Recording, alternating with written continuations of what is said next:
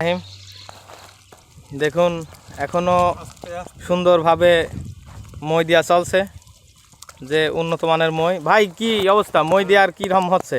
এই তো আর একবার গাইতি, হ্যাঁ হ্যাঁ, আর একবারও এই পদ্ধতি দিয়েছিলাম, কিন্তু এত সমান করেছিলাম না। হুম হুম এবারে জমিটা সুন্দর পরিবেশে সমান করলাম, হুম, আর 2 দিন ভরে সমানই করে যাচ্ছি। তাই? হ্যাঁ, তারপরে সকালবেলাতে মই দিচ্ছি, দেখতেছেন তো একভাবে। হ্যাঁ হ্যাঁ সকালতে একভাবে মই দিয়েই যাচ্ছে। হ্যাঁ, মিনিমাম তো 50 বার মই দেওয়া হয়ে গেছে কমপক্ষে। তারপরে এখন ঘন্টাকে রেস্ট শুয়ে দেবো। হুম শুয়ে দেওয়ার পরে একটু শিখিবি, হুম হুম, তারপরে আবার এই করব, দানা বুনিব। হ্যাঁ, দানা বুনি তারপরে ছাই ছিটিব।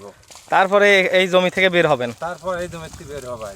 তারপরে মোটামুটি 1 সপ্তাহ পরে কি দানা দেখা যাবে নাকি? 1 সপ্তাহ পর তো দেখা যায় না, আশা আছে, দেখা যাবে। আল্লাহ ভরসা। আল্লাহ ভরসা। হ্যাঁ সজিত, তুমি কিছু বলতে চাও? বলার মতো এখন কিছু নাই, বীজ বানানোর পরে গাছ জায়গা কথা হবে, কথা হবে, যা কথা হয় সব বীজ বানানোর পর। কথা হবে সব বীজ বানানোর পর। এই যে ভুঁইটা এত সুন্দর সমান করতেছো, মনের কাছে কেমন লাগতেছে? আমাদের মনের কাছে তো ভালো লাগবে সমান করতে। এখন বীজ বানানোর পরে গাই পদ্ধতিটা কেমন হবে হুম হুম, তা ভালোভাবে বোঝা যাবে বীজ বানানোর পরে।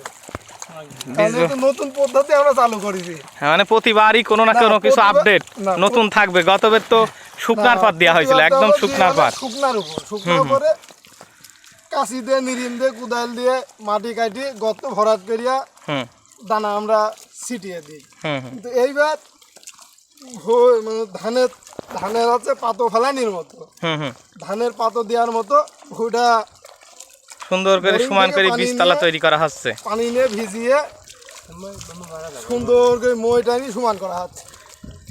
আর যে কোনো লোক আসি বলবি যে আছে ধানের আছে পাতো দিবি নাকি। হ্যাঁ হ্যাঁ, মানে ধানের সারা হ্যাঁ, বড় ধানের পাতো বীজতলা মতো শুরু হবে। যে কেউ আসি বলবি যে বড় ধানের পাতো দেবে। আর এদিকে তো দেওয়া হবে শুক্রবারে নাকি? হ্যাঁ, শুক্রবারে এখনো মাজা পানি বাঁধায় রাখছি, কারণ এটা যেহেতু দেওয়া হবে শুক্রবারে, এই জন্য আগাম পানি বাঁধায় রাখলাম। ঠিক আছে, কি যে কাশি করে যাতে ধানের চা দিবি।